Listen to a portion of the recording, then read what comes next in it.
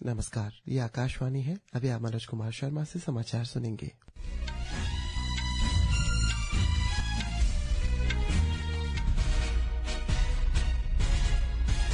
पहले मुख्य समाचार। प्रधानमंत्री नरेंद्र मोदी ने गुवाहाटी में एडवांसमेंट असम 2.0 निवेश और संरचना शिखर सम्मेलन का उद्घाटन किया। दिल्ली के मुख्यमंत्री रेखा गुप्ता ने दिल्ली विधानसभा में आबकारी नीति पर CAG रिपोर्ट पेश की। संयुक्त राष्ट्र सुरक्षा परिषद ने रूस यूक्रेन संघर्ष को तेजी से समाप्त करने के लिए अमेरिका द्वारा तैयार किए गए प्रस्ताव को अपनाया। IMD ने अगले 2 दिनों में पश्चिमी हिमालय और पूर्वोत्तर मैदानी इलाकों में बारिश की गतिविधि में वृद्धि का अनुमान व्यक्त किया। और ICC चैंपियंस ट्रॉफी क्रिकेट में दक्षिण अफ्रीका का मुकाबला रावलपिंडी में ग्रुप B मैच में ऑस्ट्रेलिया से खेला जाना है। अब समाचार विस्तार से। प्रधानमंत्री नरेंद्र मोदी ने गुवाहाटी में एडवांटेज असम के दूसरे संस्करण में निवेश और बुनियादी ढांचा शिखर सम्मेलन को संबोधित करते हुए कहा कि असम दक्षिण पूर्व एशिया और भारत के प्रवेश द्वार तथा असीमित संभावनाओं का केंद्र बना हुआ है। राजनयिकों, प्रमुख उद्योगपतियों, विशेष प्रतिनिधियों और विशाल सभा को संबोधित करते हुए प्रधानमंत्री ने कहा कि असम पूर्वी भारत का एक विनिर्माण केंद्र बनेगा। उन्होंने इस रणनीतिक स्थिति का लाभ उठाने का आग्रह उद्योगपतियों से किया। प्रधानमंत्री ने कहा है कि उनकी सरकार संपर्क और अवसंरचना में सुधार करने पर कार्य कर रही है। उनकी सरकार एक क्षेत्र में स्थानीय आपूर्ति श्रृंखला को सुदृढ़ बनाने पर भी कार्य कर रही है। श्री मोदी ने कहा कि भारत कम लागत की विनिर्माण प्रक्रिया के लिए मिशन मोड पर कार्य कर रही है। प्रधानमंत्री मोदी ने कहा है कि असम में कानून और व्यवस्था की स्थिति में पिछले 10 वर्षों में सुधार हुआ है और केंद्र और राज्य सरकारों ने कई शांति समझौते पर हस्ताक्षर किए हैं।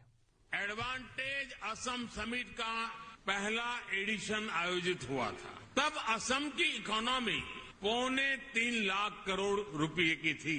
आज असम करीब 6 लाख करोड़ रुपए की इकोनॉमी वाला राज्य बन गया है। यानी भाजपा सरकार में सिर्फ 6 सालों में असम की इकोनॉमी की वैल्यू डबल हो गई है। ये डबल इंजन की सरकार का डबल इफेक्ट है। असम के राज्यपाल LP आचार्य, विदेश मंत्री एस जयशंकर, मुख्यमंत्री हिमंत बिस्वा शर्मा, केंद्रीय बंदरगाह, जहाजरानी और जलमार्ग मंत्री सर्बानंद सोनोवाल, केंद्रीय पूर्वोत्तर क्षेत्र विकास मंत्री ज्योतिरादित्य सिंधिया और 61 राजनयिक, कई देशों के व्यापारिक प्रतिनिधिमंडल, उद्योग विशेषज्ञ इस सत्र में शामिल हुए। आम आदमी पार्टी सरकार की शराब नीति से संबंधित भारत के नियंत्रक एवं महालेखा परीक्षक CAG की रिपोर्ट में इस बात पर प्रकाश डाला गया है कि इस नीति के कारण सरकारी खजानों को 2000 करोड़ रुपए से अधिक का नुकसान हुआ है। मुख्यमंत्री रेखा गुप्ता द्वारा आज दिल्ली विधानसभा में पेश की गई रिपोर्ट में शहर के आबकारी विभाग द्वारा दिल्ली में शराब की आपूर्ति की निगरानी और विनियमन के तरीके में कई विसंगतियों को उजागर किया गया है। रिपोर्ट में थोक विक्रेताओं, खुदरा विक्रेताओं, होटल्स, क्लबों और रेस्टोरेंट को लाइसेंस देने में उल्लंघन पाया गया है। इनमें कहा गया है कि विभाग विभिन्न प्रकार के लाइसेंस जारी करने के लिए आबकारी नियमों और शर्तों से संबंधित विभिन्न आवश्यकताओं की जांच किए बिना लाइसेंस जारी कर रहा था। CAG रिपोर्ट में अपर्याप्त गुणवत्ता नियंत्रण के मुद्दे पर भी इशारा किया गया है। 200 से अधिक पृष्ठों की रिपोर्ट में प्रवर्तन कार्य के खराब निष्पादन की ओर इशारा किया गया, जिसमें गलत निरीक्षण रिपोर्ट से लेकर अपर्याप्त कारण बता नोटिस और क्षेत्रीय लाइसेंसधारियों की सुरक्षा जमा की गलत वसूली और शराब नीति में अन्य खामियां पाई गई है। राष्ट्रपति द्रौपदी मुर्मू ने आज देश में स्वास्थ्य सेवा संस्थानों में बेहतर चिकित्सा सुविधाओं के विकेंद्रीकरण और अधिक शोध पर जोर दिया। राष्ट्रपति पटना के बापू सभागार में पटना मेडिकल कॉलेज एवं अस्पताल के शताब्दी समारोह को संबोधित कर रही थी। राष्ट्रपति ने कहा है कि अगर छोटे शहरों में चिकित्सा सुविधाएं उपलब्ध होंगी तो इससे बड़े स्थानों पर दबाव कम होगा। उन्होंने AI और रोबोटिक्स का उदाहरण देते हुए कहा है कि प्रौद्योगिकी के इस्तेमाल में मरीजों के इलाज में क्षमता और सटीकता बढ़ेगी।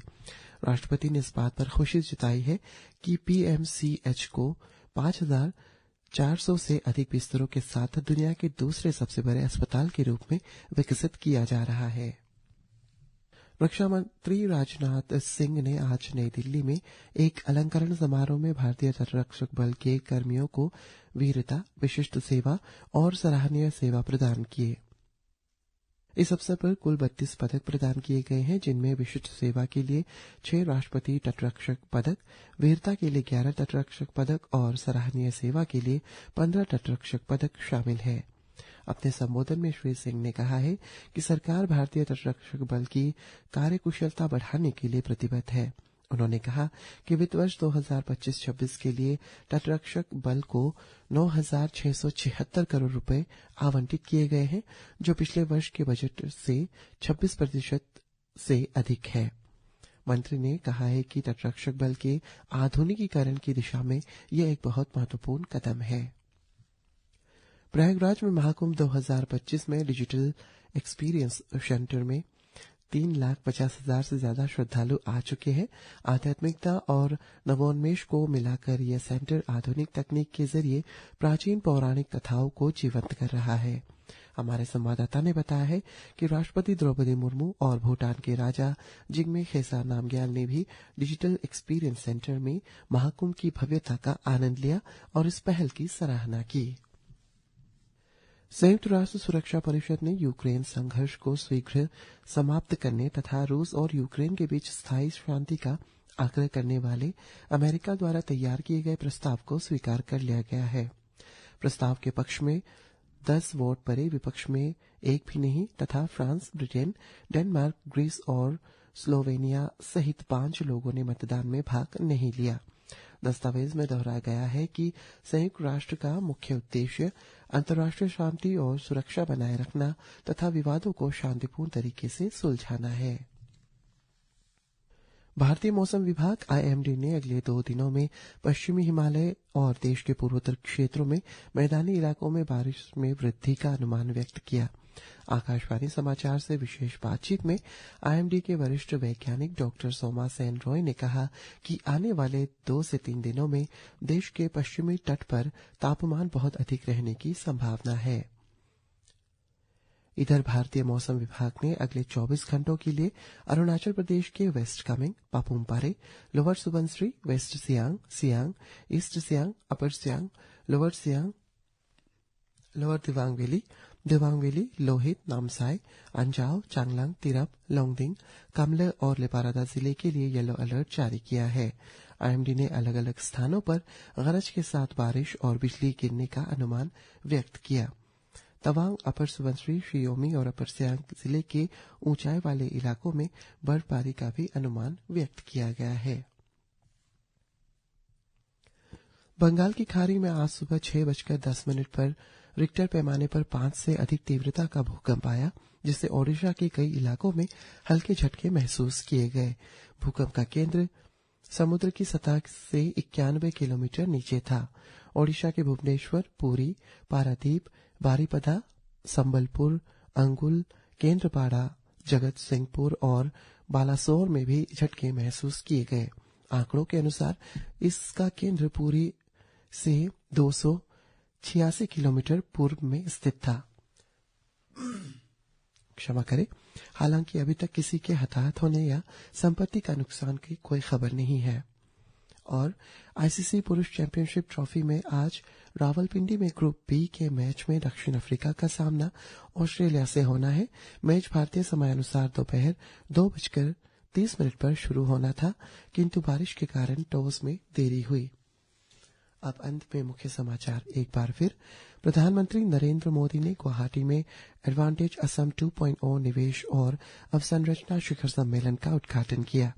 दिल्ली की मुख्यमंत्री रेखा गुप्ता ने दिल्ली विधानसभा में आबकारी नीति पर CAG रिपोर्ट पेश की। संयुक्त राष्ट्र सुरक्षा परिषद ने रूस यूक्रेन संघर्ष को तेजी से समाप्त करने के लिए अमेरिका द्वारा तैयार किए गए प्रस्ताव को अपनाया। IMD ने अगले 2 दिनों में पश्चिमी हिमालय और पूर्वोत्तर मैदानी इलाकों में बारिश की गतिविधियों में वृद्धि का अनुमान व्यक्त किया। और ICC चैंपियंस ट्रॉफी क्रिकेट में दक्षिण अफ्रीका का मुकाबला रावलपिंडी में ग्रुप बी के मैच में ऑस्ट्रेलिया से खेला जाना बाकी है। इसी के साथ ये समाचार बुलेटिन समाप्त हुआ। नमस्कार।